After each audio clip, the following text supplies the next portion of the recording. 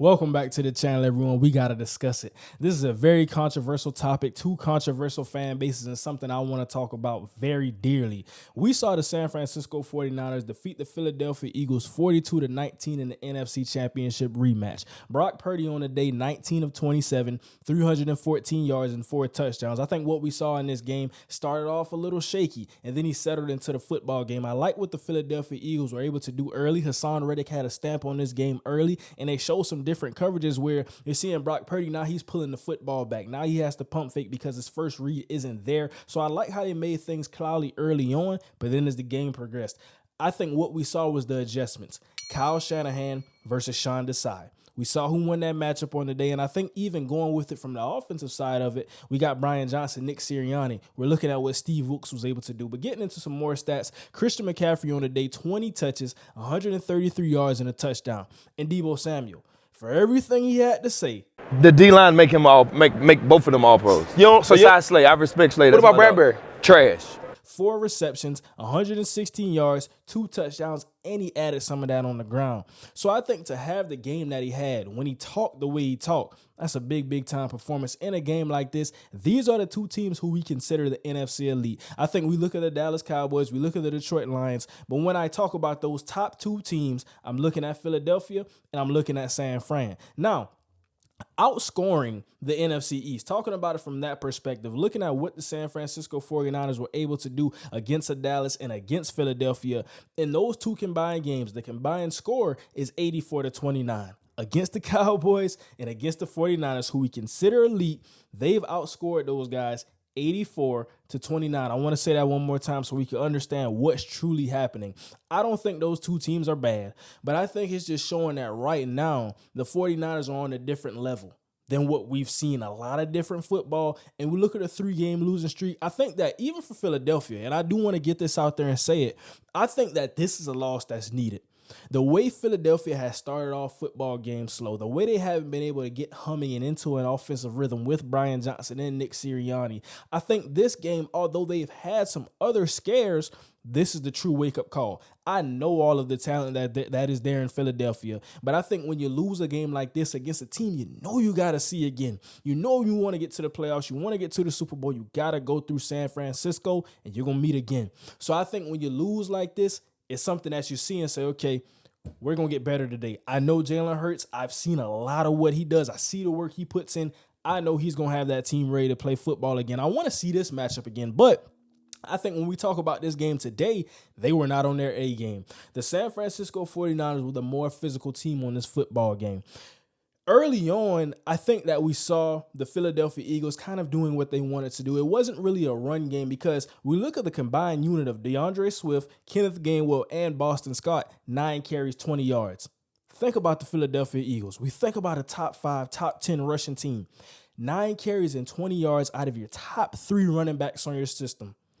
That's something you can't have in a day like this, especially against a team who can get after it, getting after the quarterback. So I think getting out of that, talking about the physicality from this game, we see what the San Francisco 49ers were able to do.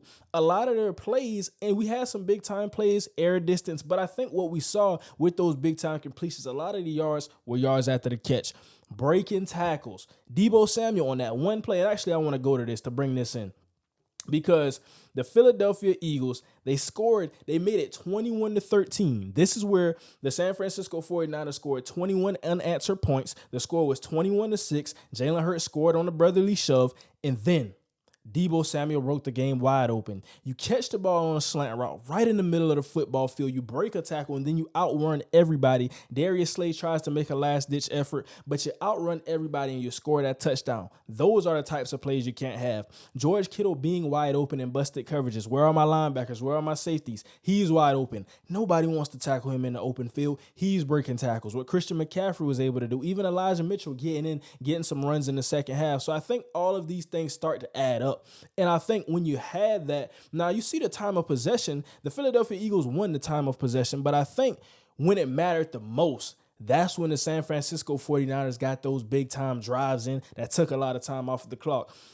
Deebo Samuel said heading into this game and coming out of that last year's conference championship, if Brock Purdy was in, and this is talking about if he was in that NFC conference championship game, I don't think it would have been close. Is it safe to say that he backed up some of this trash talk on the day? Looking conversely, Jalen Hurts on the day, 26 of 45, 298 yards and a touchdown.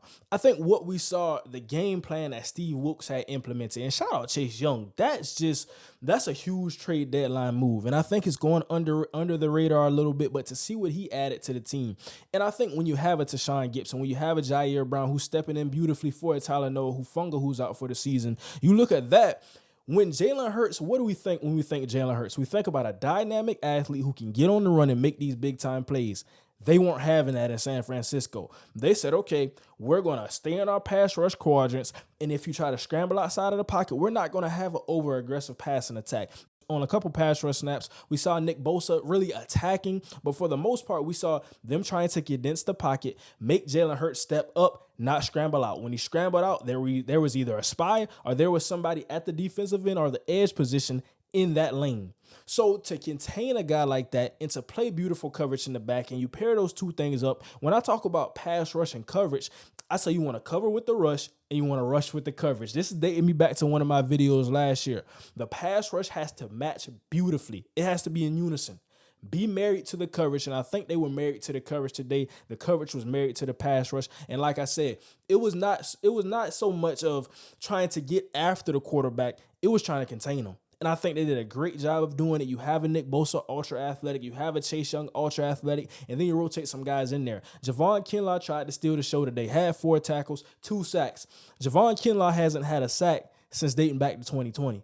Javon Kinlaw was a first-round pick coming out of South Carolina. I'm from South Carolina. Javon Kinlaw is a guy that came up out of Goose Creek High School. So to see him shine on the day, shout out Javon Kinlaw, making some big-time plays on the day. So I think when we talk about what was the biggest reason for this win, to me, it dates back to physicality. I think everything that I saw on the football field, I saw a more physical football team. Even early on, we saw Hassan Reddick. We saw Fletcher Cox, who came out there. We were questioning if he was going to play, if he was going to be 100% in this game. Even a Christian Ellis, the linebacker for the Philadelphia Eagles. Those guys were flying around early and often in that first quarter. And then, like I said, you start to die down a little bit. The San Francisco 49ers, they go and score 21 unanswered. Christian McCaffrey, those holes start to open up. And shout out Trent Williams. A lot of people are talking about Brock Purdy, and deservedly so, but today we saw Debo. Today we saw Kittle. We're going to see Ayuk every game. I still think he's a number 1 receiver. We saw McCaffrey, and we saw that guy Trent Williams at the left tackle position. Did we see the best team in the NFL in yesterday's football game? That's the question I want to leave you with, and I want you to drop down below in the comments. And then talking about for Philadelphia, like I said, when you look at this game, it's one that you say, okay, they were the better team today. We respect that. And I think it's going to be hard for those fan bases. Those are truly passionate fan bases. They add to the game of football. We wouldn't have the game without those two fan bases. But you look at that, Jalen Hurts, even Jordan Mailata, he said it. We looked across in the mirror and we saw that was the better team today. So I think with that being said, it's now a challenge. It's not how you lost this game. It's how do you approach after this game. How do you bounce back from a loss like this? For the San Francisco 49ers, they want to keep doing what they're doing. Stay physical, stay healthy. A great game. That's going to do it for today's recap and today's show. Don't forget to like, comment, and subscribe. And now, we out.